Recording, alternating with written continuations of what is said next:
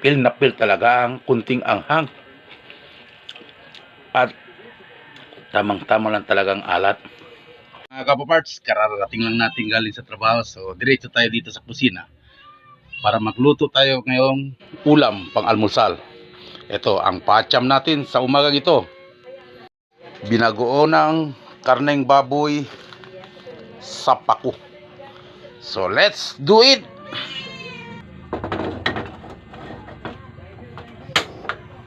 Ayan. Ready. Siyempre, palabas muna tayo ng mantika. Itustado muna natin ito mga kapaparts. Hindi po ba? Yung taba ng baboy. Lagyan natin ito mamaya ng bagoong. Yan. Mantika muna tayo dyan. Habang nagpapainit tayo o nagpapamantika yung karne, siyempre dito tayo sa pako. Ayan. Napakasarap ito mga kapaparts. Ang tawag namin to dito ay pako. Hindi ko alam kung ano to sa inyo. So, kararating lang natin, di ba? Galing sa ating trabaho. So, magluto muna tayo para may kakainin bago tayo matulog. Yan ang empleyadong hardinero. Ang napakasarap ito mga kapaparts. Lagyan ng bagong. Yung taba ng baboy, lagyan ng bagoong. Yung hipon, lagyan ng hipon. Tapos pako. Napaka-preskong pako. So, ando na siya. Pinakuha na natin. Pinalabas na yung taba, yung mantika. Maya lagyan na natin ng ingredients, diba? Simple as that. Ito naman ang luto ko ngayon. Lutong bahay, lutong pacham.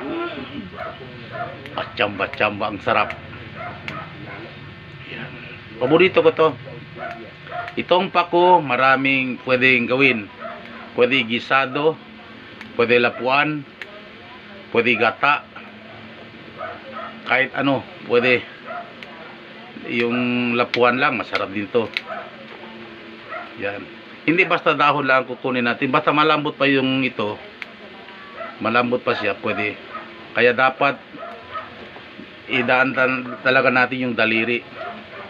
Pag mamputol pa ng kuko, yung ganun, ibig sabihin malambot pa yan. Pag hindi na siya kaya putulin ng kuko, yan ay tama na. Tulad dito, matigas na. Yan, dapat malambot lang. Masarap to ihalo sa gatang, yung kasili, no? Gatang isda. Kung meron kayo dyan mga marisco, anong tawag sa inyo? Marisco. Anong tawag sa kanila marisco na Tagalog? Yung suso, ano ba yan? Marisco, shell. Masarap to dito, igata ang shell. Yan. Pero ngayon gagawin natin ay gisado lang natin to sa karneng baboy. Yung taba, oh, tumutunog-tunog na, oh.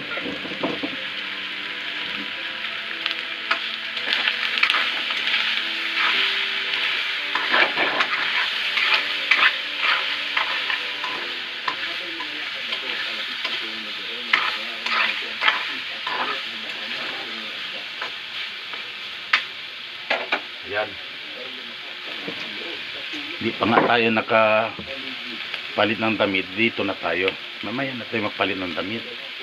Isabay na natin to. Baka madumihan pa tayo dito. Dapat ito ang uunahin natin.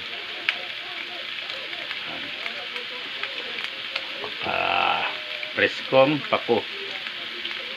Dito sa amin itong isang balutan ng pako ay 20 pesos.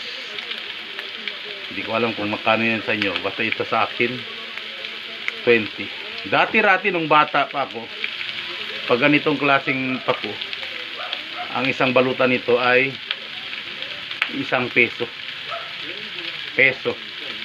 Ngayon ay 20 pesos na. Ganun na ang diferensya ng dating presyo at saka presyo na ngayon. It's way back 1980s pa mga kapaparts. Matanda na kasi itong kapaparts nyo. Way back 1980s. Itong pako na to, mas malaki pa dito ang bikis. 1 peso lang yan. Pero ngayon, tingnan nyo, 20 pesos. Di ba, mahal? Pero kayang-kaya. Ayan. Dati kasi mahirap hahanapin yung piso. Ngayon, madali lang hahanapin yung 20. So, ayan. Di ba, marami na. Ayan. Habang tunog na yung karne. Ayan. Pako.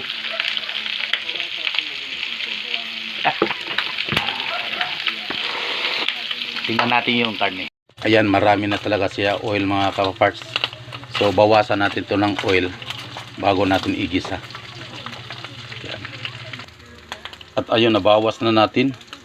Lagyan na natin ngayon ang mga recados. Tulad ng ito, lahat. Buhos na to lahat. Simple as that. Wala nang pa isa-isa. Banat na mga kapaparts. Ayan. Igisa-gisa muna natin itong mga recados mo to. Ayan. Simple as that.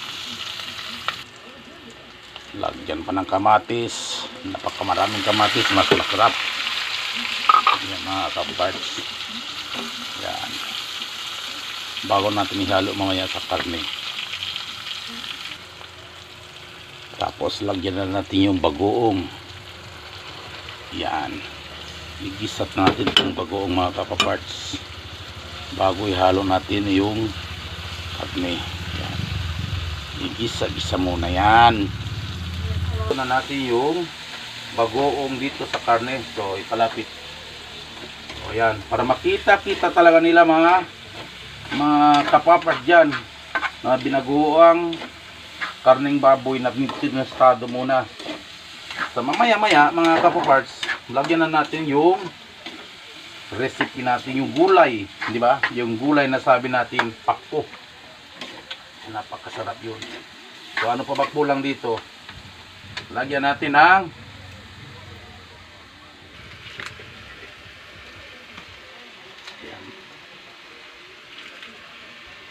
laurel, dalawang laurel, paminta, dalawang bango, ayan, dalawang paminta, siyempre pampakulay, oyster sauce. Wala tayong oyster sauce, lagyan natin ng toyo. So maalat na siya, lagyan pa ng toyo, so sobrang alat. Ayan. Tapos hugay-hugay lang. Ayan, napakainit. Lagyan natin ng kunting tubig. So ang tubig ay gagamitin natin yung mainit na tubig para madali siya.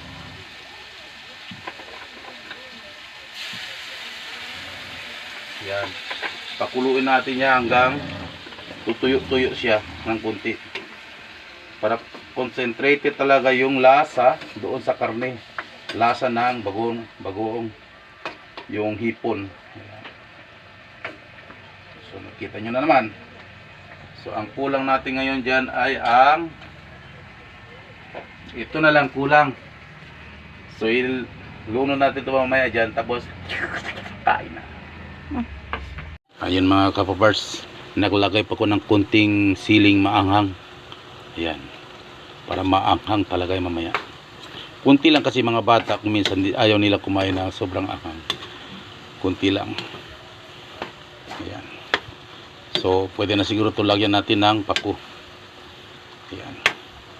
Kasi tuyong-tuyo na siya. Ayan, hugasan na natin. Lagyan na natin ang pako. Yan mga kapapart. Yan ang pako.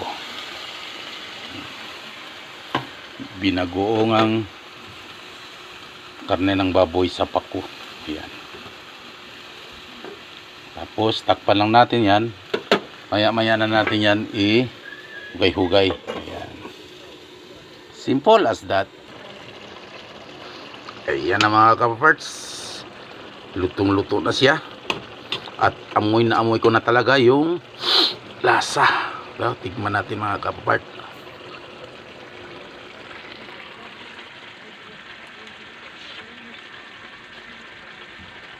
Perfect. So ayan na mga kapaparts. Ilabas na ang bahaw na kanin. Tikman na natin ang bagong lutong pako sa bagong sa hipon at karneng baboy. Tubig muna. So sarap to sa bahaw na kanin. So maraming bahaw dito sa gilid lang. Bahaw. So tayo na mga kapaparts. Tigman na natin ang pako.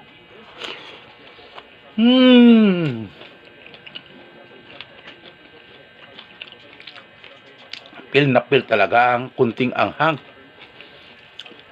At tamang-tama lang talagang alat.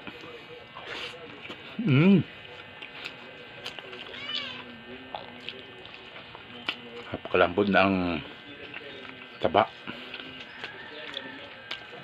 Napakasarap mga kapaparts. Subukan nyo magluto ng ganito.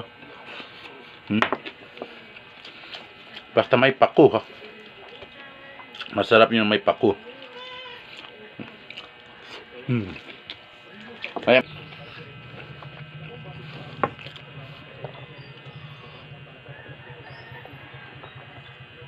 So thank you for watching. Kaon na ta.